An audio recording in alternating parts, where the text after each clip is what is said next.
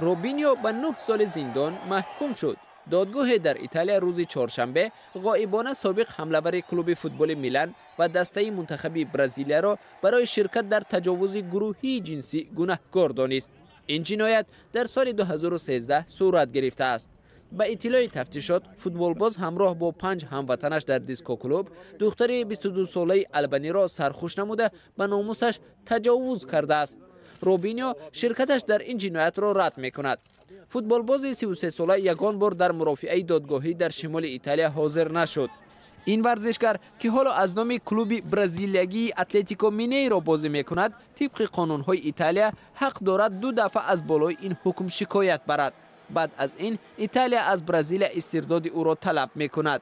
روبینیو که در گذشته در دسته‌های گوناگون بازی کرده است، سال 2009 نیز به تجاوز جنسی عیبدار شده بود. آن وقت او بازیگر کلوب انگلیا منچستر سیتی بود و دادگاه او را سفید کرد. در فعالیت 15 ساله ورزشیش این فوتبالباز 2 بار برنده بازی‌های قهرمانی برزیلیا و اسپانیا و قهرمان ایتالیا و چین شد. اینچنین 2 مرتبه صاحب جام کنفدراسیا و غالب جام آمریکا گشته است.